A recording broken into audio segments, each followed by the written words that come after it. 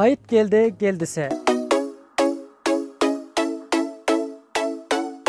Hayıt geldi için hazır cavalların köprek halap giyon libasları modullu kaysı renklerde buluyor. Saran giyen renkleri şu zert renklerde oluyor. Takvifayı vize bağ koyduk. Gelen müşteriyle de razı olsun dedik. Ekseran umatlamdaki eğitten onca kemmek şimdi el daha darrak oluyor bir koca takfifatta bilen kıymatta bilen koyduk ki milletin tavana karıydı. Şurada bir oldu mu ki müşterilere Çinini Türk'ü deyip satan olsanız? Yo, doğrusu her nanan doğrusunu ayttık. Tork tişörtümüz tork diyek, İraniler. Başka eğit dili deyip atlar baha verse doğrusu biz ardan veriyek. Sonra merdomi 10 yıl şimdi alıp geliyor. Yüreğiniz giyin tutun, zalınız sağ olsun, işleyen keyfiniz dargadın, gelin işte kovuca tip buradan. Kurbanlık diyenler ne aldınız kurbanlığa? Kurbanlığı biz her yıl keşer öldürüyek de, sığır aldık da, yine de sığır aldık. Bizlere düğü aldık.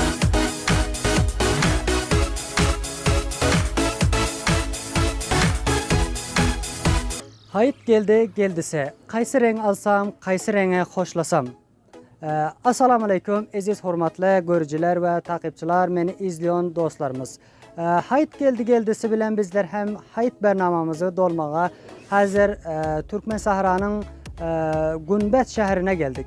Ve buradan sizlere güzel bernamanın ve libaslar barasında sizlere video ve gepleşik albeteriz. Ve nahil taze libaslar ve giyimlikler geliptir. Bu barasında sizlere malumat verir. Ve cavallar kaysı rengin köprek halap ve kaysı kempeninin malını köprek hoşluyorlar.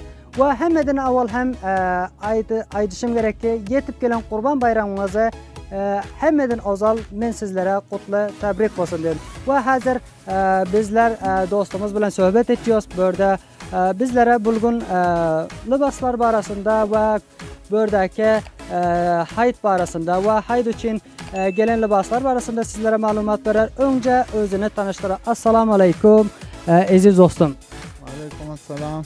Olmasın aşma vurulma. Aramızda tamaşaçılar hızlı selam ettiğin. Biz elimizden gelen atları inşallah nasip olsa rahnumayı ederiz ve work ederiz. Salamat bola. Öncelik dostum öz adınızı aydıp ötseniz bizlere ve görücülere sizi bir yakından tanısalar ve hatmen İran'dan izleyen dostlarımız var. Onlar gelip size müşteri olsun.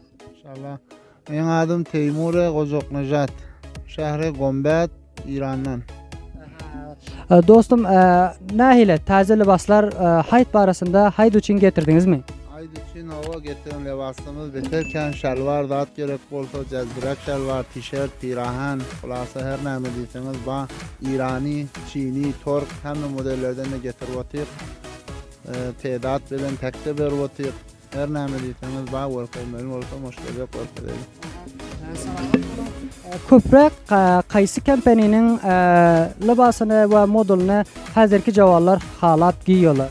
Ekseren Türkiye'nin libasları sorarak geliyor. Ondan sonra da yine de İran'ın da öz məxsus cinsler var geçiyor. Dobara Çin'i de məxsus cinsler var geçiyor. Her ayısının özüne olarak o müşterileri de var.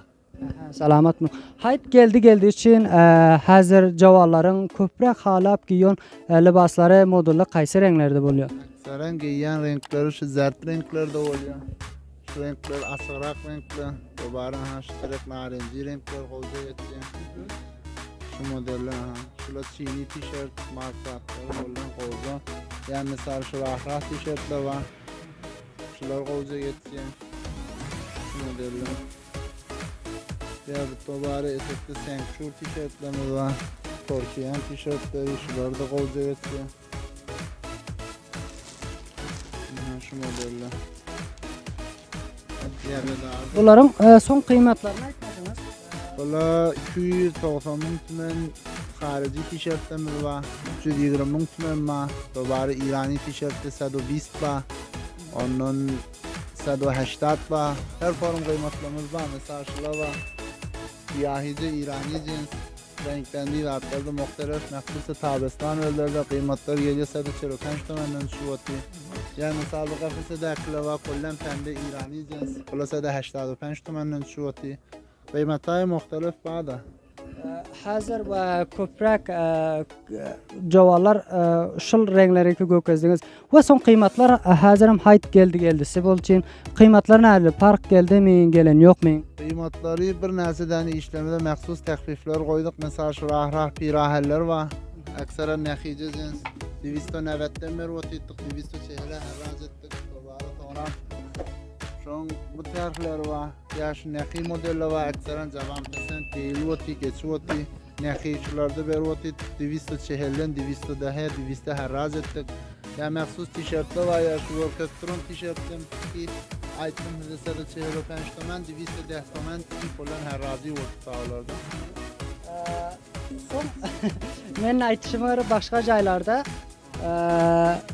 qımmat boluyor narxlar. Siz taxfif versiniz. Emtin. Təxfif verdik, aytdan üçün bir mərdimə bir qovur, eydi olsun dedik, hem de bir 10 illər işimiz üçün məxsus müşterilərimiz var, qiymat artımı, insafen qov qiymatı aydı otur. Mesela şəlvarlar bir otur, parça xarici 520 tomandan 520'den getirip qiymatını koyduk, 420 420'den. Yani misal bir şəlvarlar var. Bunlar bir tutup 450'den qiymatını 450'den bir tutup getirdik 420 410'a 390'a da verdik. Təxfifaya vize bağ koyduk. Gelen müşteriyle de razı olsun dedik.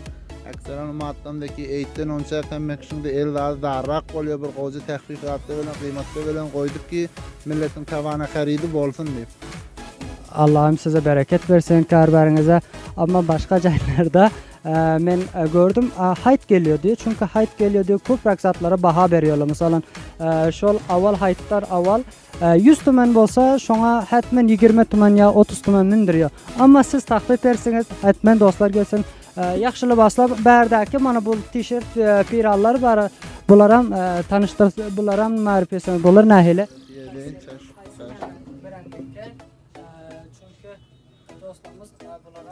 Bunlar Senkşur tişört Türkiye'nin kışıla 380-350'den beri otittik 290 tomanı harraz ettik. Renk bendi vaatlarda bağ misal hoş renk aksaren cavan pesent giyilyen renkli. Bunlar köprek men nəməsi Türkiye olmalı. Bunlar hava parçalar kollan. Bir defedeki tişörtlerimiz var. Bunlar Çini tişört. Bunlar da şu 320'den beri otittik, 350'den beri otittik, 290'a herraz ettik, təxfif koyduk. Dobarı bir etekteki İrani pembe tişörtlerimiz var, 210'den beri otittik. Bunlar da kollan herraz ettik. Kıymatlarını şu 85, 80, 180 benden. Dobarı bu mekmel tişörtlerimiz var. Mekmel tişörtler kıymatlarını yukarı doğrusu 210'dan beri otittik. Bunlar da herraz ettik 160 benden. Kendi cinslerimiz kollan təxfifiydi, hemen atlamı. Her neyme deyip gelsen, her neyme sayı zeytinizde bağ, olata kısmatta. Salamat olun. Şu rakamlar nəmi oldu mu ki müşterilere Çinini Türkiye deyip satan olsanız? Doğrusu her neyme doğrusunu ettik. Tork tişörtümüz Tork diyek, İraniler İrani diyek, Çinliler Çini diyek. Aksaran her neyme aysa hakikat, misal gelip bir ağla bir daha satamırak. Değişiyor çünkü bilişiniz ya hem ayan ama bazıları men yana sadalar diyeme bazılar aytıyor da mesela Türkiye olsa Çin'i diyor, Çin'i dese Türkiye deyip bazılar şu rakamlar var da. Aksaran bizde kasibiyet yani bak ki sen aydanın tadarak görsele Türk deyip gelsele İrani'ne Türk deyip beriyerle ya işim yok İrani deyip gelsele yende burada atış ettik beriyerle yani aksaran ay doğrusuna ayttan kovuşun sonra bilinse vaat edilse kıyım örülecek bilinecek her neymesin bir nefer örecek. Şuna uğra olsan bize doğrusunu aytıyakta. Kirmiç bu zatlarım var iken kirmiçler nämesi olmalı bunlar? Kirmiç diyenin çoğuşa diyen var. Biz çoğuş diyek de. Çoğuşlu kollan da tevlid İran bile. Özümüzde istifade ettiklerimiz İrani çoğuşlu orta. Bunlar da misal 380'den beri otittik, 320 herraz ettik. Kollan şey 8'den 10'a təxfifaya vize verdik.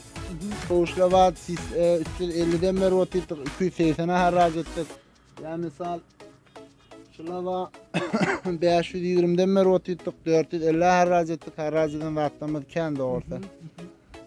Kullen tahfif gelipdir da haydıcı. Kollan aytdan çürün təxfif verdik doğrusu. Indi başqa ayt dilidi zatlar baha verdi doğrusu biz ardan beriyik. Sonra merdomi 10 yıl ver işin içinde işlep anırdan gelen müşterinin de doğrusu havasını saklayak. Sonra her kimde 3 tane oğlan çok bazı atma. Ola da gelip alana xarid edeni olara da ağran düşmesin diye doğrusu. Bir tık olan da cüzüne veren emet diye. Matlamdaki oza bir tık bahasılık var.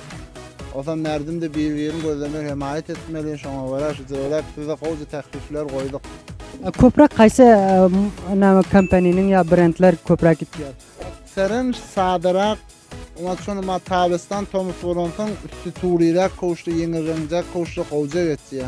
Libaslardan kaysı köprek gidiyor? Libaslardan aksaren umattan pirahanaya asin kuta, tişörtaya asin kuta. Çocuklar koca geçiyor. İran'ın özü hem tevlid ediyor dediniz, doğru değil mi? Seren İran'ın özü kendi qoğul atlar tevlid ediyor. Mesela pirahlarımız var asin kuta, serot, jiptar, dense tork. Kıymatını sisede 80 380'den mervat ettik ki 320 bunlar da təxfif koyduk, harraz ettik. Şimdi her forum cinsat gelip tuğladı, doğrusu. Vakırım bizler Afganistan'dan Afganistan'ın köprek İran'ın bizle brendini hala balıyorduk da. Çünkü İran'ın bazı tevlid ettiğin şirnibab diyelim, maşallah diyemde ise çok behterin cinsde ve behterin keyfiyette hem tevlid ettiği vakırım. Haytan cüra bizlere necre tahfif veresiniz? Ay gelse doğruluğumuzu olursa mehman olayanın size bir teklifi vicerak koyarsa orta kovrak kıymeti hesap eder. Her necre kıymetli misal şol 420 vertron zulvarımız mehman olayanın size yine de bir teklifi viceye dehterse diye veren eterek hesap ettirir orta. Salamat olan ve özünüz haytta ve dostlara aytacağınız, diyeceğiniz olsa görücülere. Ben dostlara aytsakladım yıllar bir kurbalık geliyor. Yüreğine giyin tutun, canına sağ olsun, işleyen keyfine dargadın, gelin iştak bir kovuca tip buradan hoş tip ollarından, başka diyecekler. Köprek koş. Şu zirek geritiler, rahattiler, hemmesinin hıtmatına kulasa bir tane aydımız var. O nesip olsa bir tane tüy tane doğun geyip, kovuca da atılıp, kovuca tip vurup, nesip olsa en atamızın aydına var, daha edip, kovuca nemedip kulasa. Ayda var aytlar diyecekti. Aytta restoran, aytta ne mi bernamanız var sizin? Nerelere gideceksiniz? Ay biz aytta doğrusu kurbalık salyakta, kurbalık iyakatta, sonra gelakatta, dobarı tukana sıyak, sonra da şu dost, yar, doğan, karnaş, aşna, famil, çılan aytlı denilerine gittiyak. Kurbalık diyenler ne mi aldınız kurbalığa? Kurbalığı biz her yıl keşer öldürüyakta, sığır allıkta, yine de sığır allık. Bizlere düyaldık. O da düyal bilsen onu yeter o. Bizler kançılık falan için düyaldık. Kançılığa şöyle olmalı. Bolyo salamat olan ve aziz görücülerim hatmen inşallah gelirler, müşteri bolar ve aysanız adresinizi aytsanız bizlere ayttık da mı? Sizi nereden tapsınlar sonra? Ay adresimiz belli. Gombet Xiyaban-ı İmam-ı Şomali, Xiyaban-ı Şeriyeti Şerqi, Bazar Mobil Pasaj-ı Azimiye karşın savulanda Semteras 3. tutan Puşak Cezire. Salamat olun. Hatmen aziz dostlar yaddaş alınlar. O dostlar gelinler ben sizlere hemişe behterin yaşlar tarif ediyordur. Ama behterin tişörtler, pirallar şıl mağazadan ba. Hava dostlar bultu bizlerin bugünkü it için sizlere hüdürlen bernamamız ve sizlerin güllenizden cay alan bolsa dep umid ediyorum. Odasa dostlar yaxşı haytlar sizlere arzu ediyor. Ta yine hem bir gelecek bernamada men Abdurrahim Kerimi sizlerin hizmetinize hazır olacağım. Sizlere birlik var, kudretli güçlü Allah Teala tapşırıyor. Xudayarınız sağ olun.